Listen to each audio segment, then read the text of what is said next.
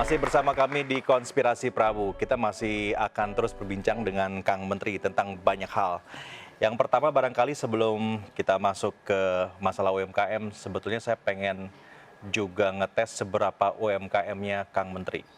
Nah, coba kita cek dari pakaian yang dikenakan oleh Kang Menteri ini. Nah, kamera boleh ini menyorot ke Kang Menteri.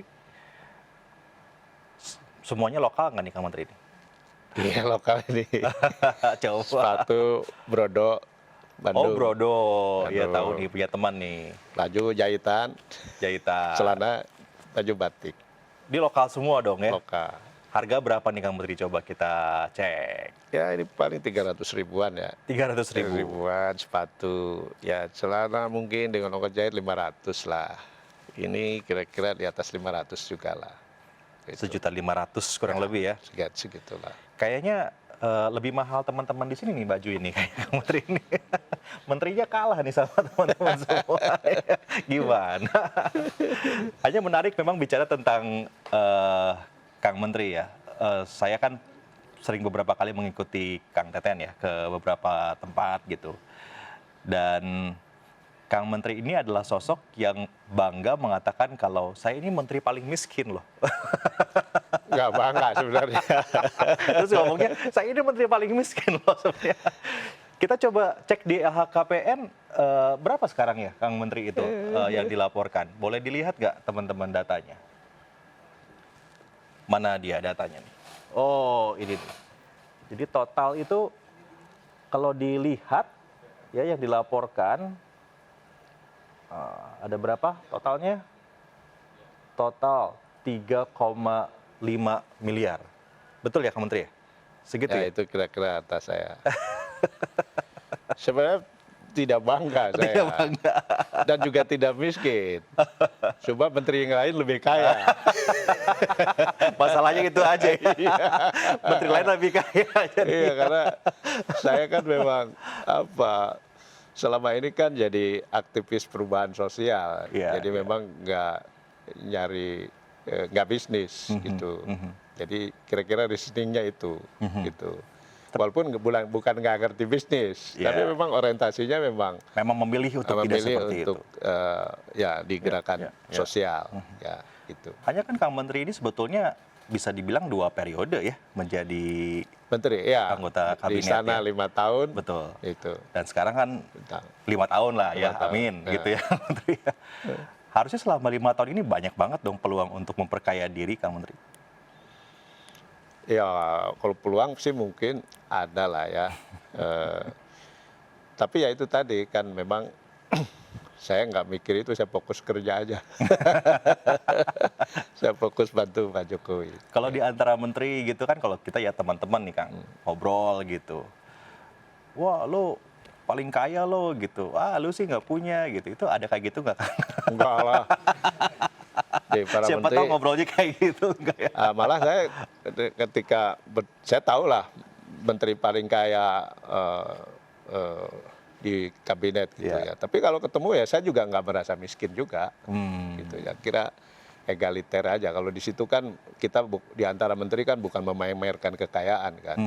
Ya saya kira nggak saya minder lah.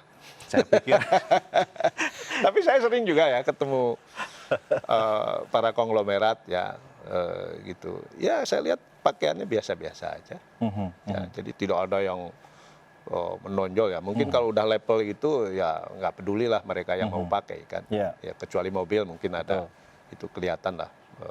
justru itu gitu Kang Menteri yang saya kenal tuh kalau yang kaya-kaya beneran itu biasa aja. Iya betul. Iya kan sebenarnya. Yang bahaya tuh yang nanggung. Yang bahaya itu yang nanggung gitu. Yang masih perlu dibungkus dengan packaging yang baik.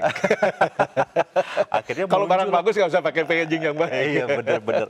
Akhirnya muncullah flexing lah yang disebut gitu kan. Dan sekarang kan lagi rame juga ya Kang Menteri ya para pejabat yang memamerkan kekayaannya di sosial media. Ini bahaya memang sosial media nih Kang Menteri. Jangan-jangan gara-gara sosial media juga nih para pejabat pengen menumpuk kekayaan secara ilegal. Tadi kan kita ngomongin pakaian impor ilegal, ini kekayaan ilegal.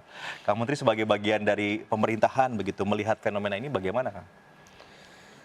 Ya kan memang itu mencerminkan bagaimana masyarakatnya itu sendiri dalam memberikan penghargaan, penilaian terhadap orang. Jadi kalau selama ini kan orang nggak korupsi, nggak menumpuk kekayaan, karena yang dihargai oleh orang juga sekarang yang kaya, yang dari sisi lifestyle-nya dan lain sebagainya. Mau masuk pemilu juga gitu kan, yang punya duit lah, yang punya opportunity besar untuk kepilih jadi anggota dewan, gitu kan, memenangkan pilpres, pilkada kan. Gitu. Nah itu akhirnya semua orang kan berlomba seperti itu, gitu. Nah tapi kan hidup juga ada pilihan kan, kita tidak harus ikut arus juga kan, gitu, ya kan. Pilihan-pilihan itu ya memang kemudian menjadi seperti masalah pilihan masing-masing kan. Gitu. Tapi arus besarnya memang arah ke sana. Ya, saya juga sering kalau ketemu teman-teman saya masih SD, SMP, atau lo masih gini-gini aja kan gitu loh. Ya, karena mereka harapannya ketemu menteri itu berpenampilan mewah gitu. Kaya gitu, mobil lu masih gini aja gitu. Ya. Saya selalu ada pertanyaan-pertanyaan yang sifatnya provokatif seperti itu. Nah, tapi saya nggak terganggu, saya senyum-senyum aja. Jawabnya apa tuh biasanya Kang Menteri kalau kayak gitu? Apa? Jawabannya apa Kang Menteri merespon? Wah ini pertanyaan seperti itu. Biasanya saya cuekin aja, nggak saya jawab. Karena dijawab juga nggak ada gunanya, saya senyum-senyum aja kalau kayak gitu. Udahlah, kan mobil itu fungsi kan, kendaraan kan, ngapain saya harus pakai yang branded gitu. Pakaian juga sama kan, fungsi kan untuk pakaian namanya juga kan, untuk supaya kita nggak masuk angin, aurat gitu ya, pakai biasa aja, ya kan? Gitu. Jadi tergantung, kalau kita hanya melihat, itu cara pandang kita ya. Ya tadi fungsi, saya selalu melihat fungsi. Kalau sepatu ya udah, ini udah enak, fungsi, ngapain saya pakai branded. Ini kan juga kalau sepatu ini dikasih brand besar ya mahal juga langsung harganya. Nah, produksinya sama, biaya produksinya. Kan kita tahu produksi seperti itu. Nah ini nih, jadi pakai pakaian itu yang sefungsinya aja. Teman-teman jangan sampai kredit ini, biasanya kalau kredit. Apalagi sampai ngutang. Sampai lagi ngutang. Enggak ya? Saya kan menteri, kadang-kadang kan ya orang melihat ya masa depan menteri itu bukan menteri, tapi ya bukan menteri. Oh, masa depan menteri itu bukan menteri karena beres masa jabatan kan selesai. Iya, kan jabatan itu kan sebentar. Tapi kan kita akan kembali kepada kehidupan biasa. Nah, saya nggak mau kemudian menjadi tadi ada problem dengan post power syndrome yang biasa saya dapat pengawalan, ajudan, begitu kehidupan sehari-hari saya harus biasa tetap nyupir sendiri. Yang tadinya saya pakai mobil dinas agak mewah gitu, saya balik lagi mobil pribadi, saya nggak mau ada perubahan yang drastis gitu. Ya saya normal aja. Biasa aja gitu ya. Jadi saya juga bukan pura-pura sederhana, ya gini aja, normal aja. Mungkin juga ada yang lebih sederhana dari saya kan. Tapi ya kemampuan saya segini aja. Jadi tidak dibuat-buat, normal aja. Saya juga sampai sekarang tetap aja saya komunikasi dengan orang-orang biasa. Itu nggak ada mental block lah. Kalau saya menteri, saya nggak boleh pergi ke pasar becek, gitu, nggak boleh saya makan di warung pinggir jalan gitu. Untuk apa saya membatasi itu? Normal aja. Gitu. Ya saya melihat sendiri sih bagaimana Kang Teten ya berkomunikasi dengan banyak orang. Mau bawahan, mau atasan ya sama aja, begitu kan? Aja Tony. Sama saya beda-bedain. Iya. Dan itu nyaman. Nyaman itu yang mahal malah. Bisa nyaman dengan kesederhanaan itu yang mahal ya sebenarnya. Iya. Waktu beberapa bulan yang lalu kan saya sempat wawancara Kang Menteri ya, dan numpang di mobil dinasnya beliau. Kang Teten ini kan memilih untuk menggunakan mobil ya Kang ya, sebagai mobil dinas ya. Sementara itu kan sebetulnya mobil menteri itu kalau tidak salah dapatnya atau apa? Katanya sih, saya tanya sama ajudannya, itu jarang dipakai tuh. Nggak pernah sekali-kali dipakai. Sekali dipakai kalau ada acara resmi, saya pakai. Karena biasanya kalau pakai nanti susah masuknya. Dianggapnya pengawal. Kenapa Kang Menteri lebih memilih menggunakan mobil begitu ya. Sementara itu sebetulnya di garasi ada mobil dan ini fasilitas negara yang dipakai juga nggak ada masalah gitu kita melihatnya. Ya itu tadi kalau habis jadi masa depan menteri itu kan bukan menteri. Nanti saya kalau pakai mobil itu balik lagi ke mobil saya yang nanti canggung lah. Nah, yang lain saya kira ya saya ingin normal aja. Nah, bagi saya ini nggak normal karena itu fasilitas di atas kemampuan saya. Oke. Di atas kehidupan sosial saya gitu. Ini keistimewaan lah. Saya sekarang dapat pengawal, dapat supir, ya punya rumah dinas di Menteng gitu kan. Rumah aslinya kan Cibinong gitu. Itu kan nanti kalau saya bisa grogi, kikuk kan gitu. Jadi saya ingin normal aja. Nah yang kedua yang saya temui itu ya, saya kan Menteri Koperasi UMKM ini kan 96%-nya kan mikro. Mikro itu ya kayak tukang bakso, warteg gitu lah paling gede ya. Terus ada yang lebih itu lebih kecil lagi usahanya. Nggak tega saya datang menemui mereka, menyapa mereka, lalu saya berjarak dari apa yang saya pakai gitu ya. Itu saya ingin biasa seperti mereka. Agar bisa merasakan juga begitu ya apa yang mereka rasakan dan mereka juga pada akhirnya tidak berjarak sama Pak Menteri yang paling tidak ada penting itu ya. jarak. Jadi kan tetap aja ada sungkan kalau mereka lihat, saya dikawal mobilnya ini gitu loh. Tapi kalau mobil saya sama dengan yang mereka pakai, pakaian saya sama dengan yang mereka pakai, saya tidak membunuh entrepreneurship mereka. Gitu. Bahwa orang biasa juga bisa jadi menteri. Gitu. Gitu. Ini pelajaran hebat nih teman-teman. Boleh berikan tepuk tangan untuk Kang Menteri kita. Saya kayaknya bakal simpen rekaman ini, saya save di handphone. Ntar kalau saya mau beli barang apa-apa ke istri saya, tuh lihat Pak Menteri aja begini.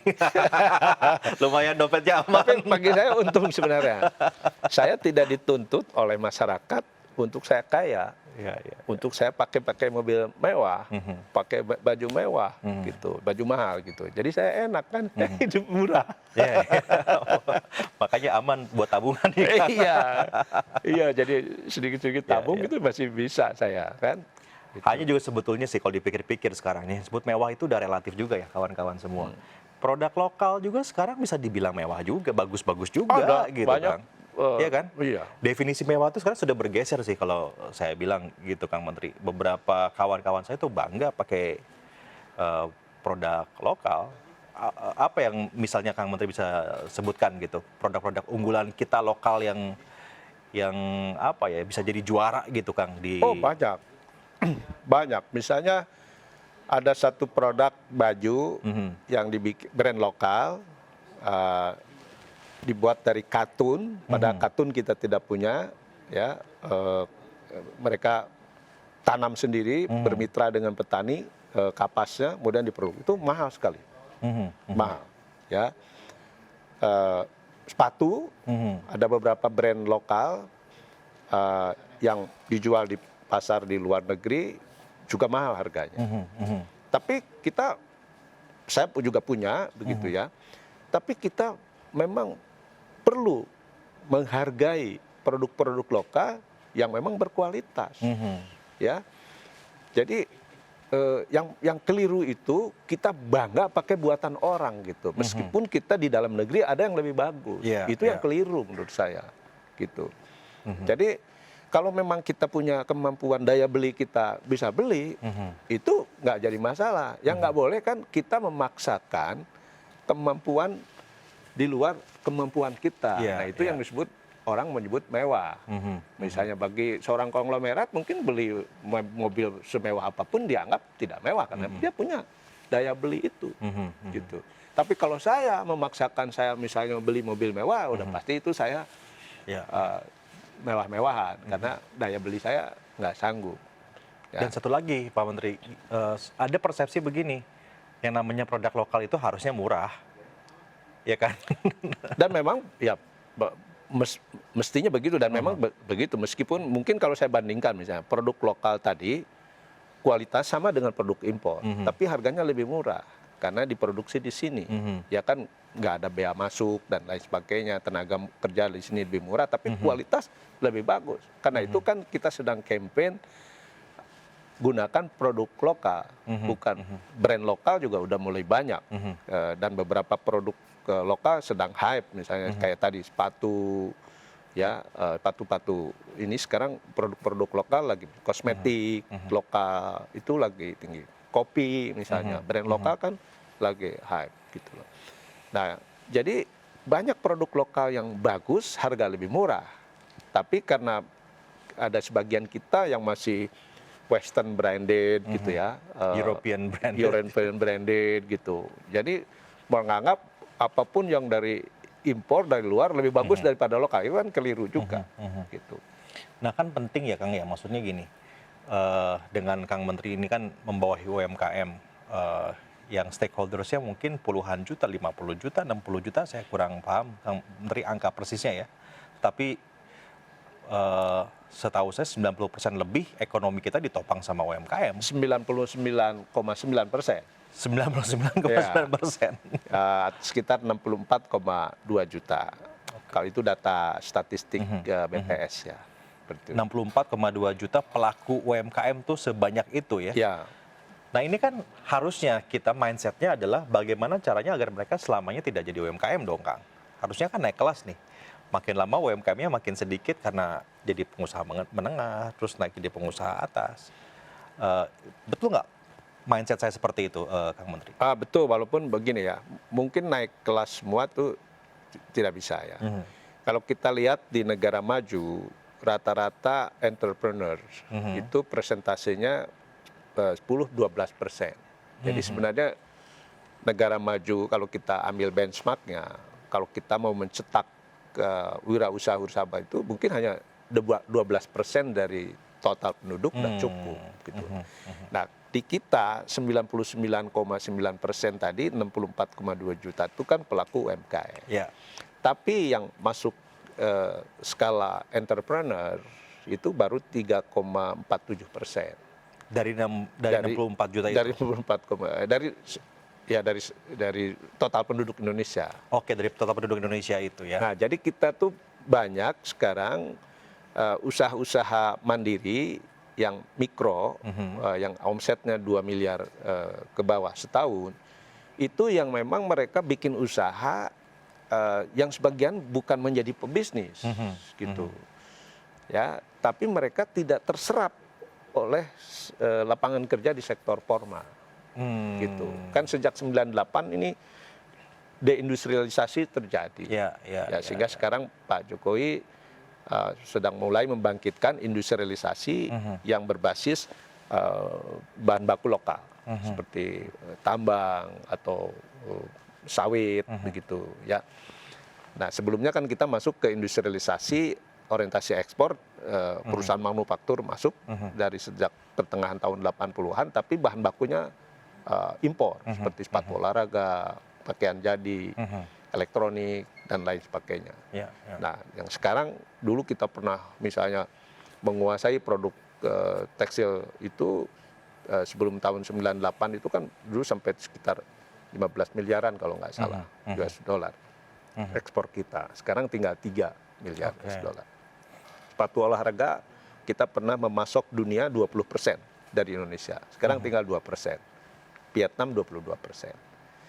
Nah, ini yang menurut saya yang harus kalau kita mau mengurangi yang mikro ini, ya kita harus menumbuhkan sektor formal itu.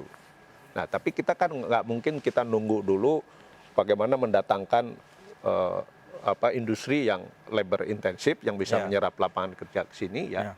Karena sekarang semua negara juga bersaing memperebutkan itu dan kita nggak mungkin mengulang lagi seperti mulai masuk lagi ke industri yang pernah tahun 80 ke sini karena itu sunset industry.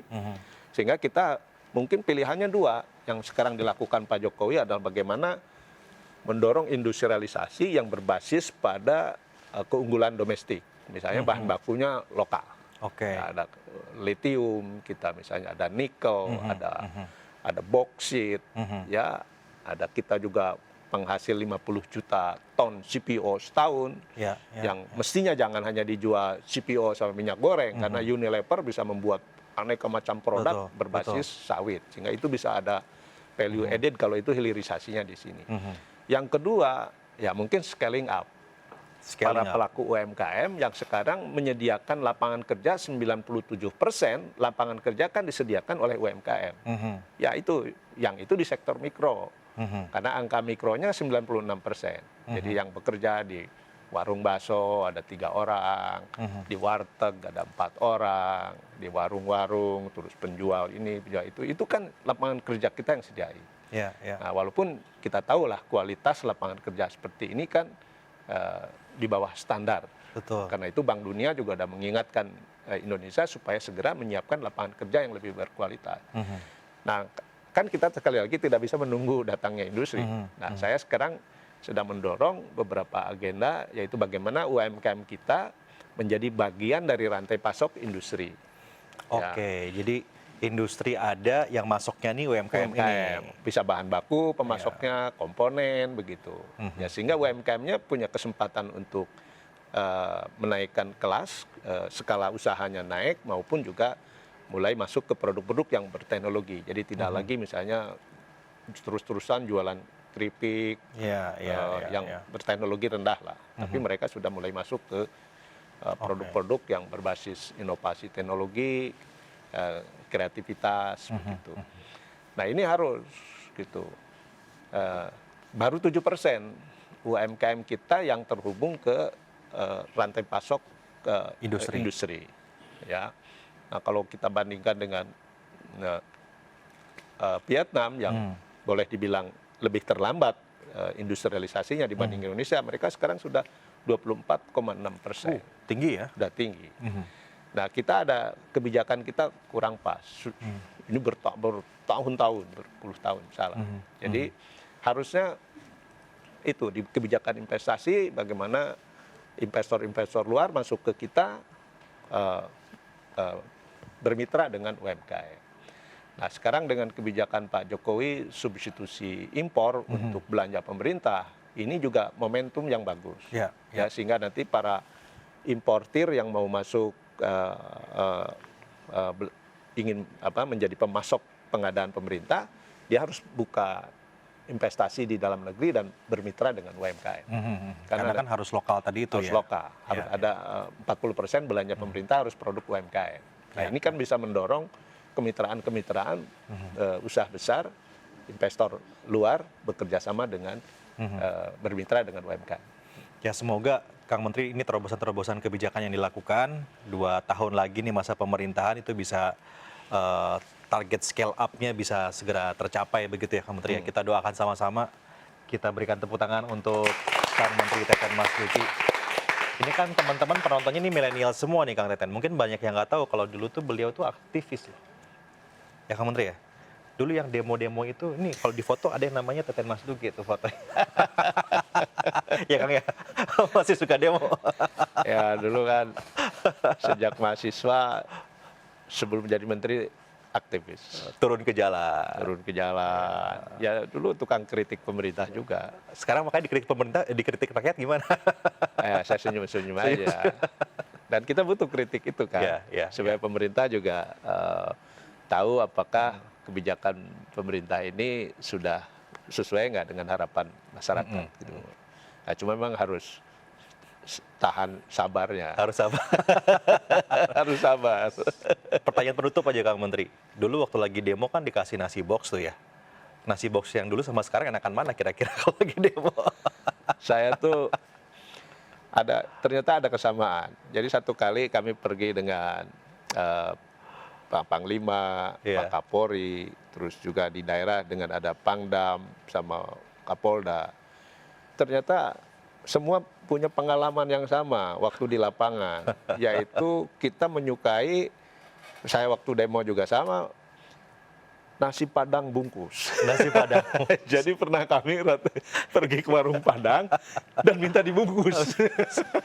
Experience-nya di situ yang kebuka bungkusannya itu nasi lebih banyak. Iya. Oke, terima kasih Kang Menteri sudah hadir di Konspirasi Prabu. Semoga perbincangan kita ini pertama bisa memperjelas ya duduk perkara tentang larangan impor pakaian bekas ilegal. Saya bahkan menambahkan larangan impor sampah pakaian bekas ilegal agar kita sama-sama tahu bahwa ini adalah untuk melindungi produksi dalam negeri. Dan juga mudah-mudahan inspirasi lain dari perbincangan saya dengan Kang Menteri Teten Mas Duki bisa menjadi pelajaran ya untuk kita semua tentang kesederhanaan. Kita akan ketemu lagi di Konspirasi Prabu dengan tamu-tamu inspiratif lainnya di pekan depan.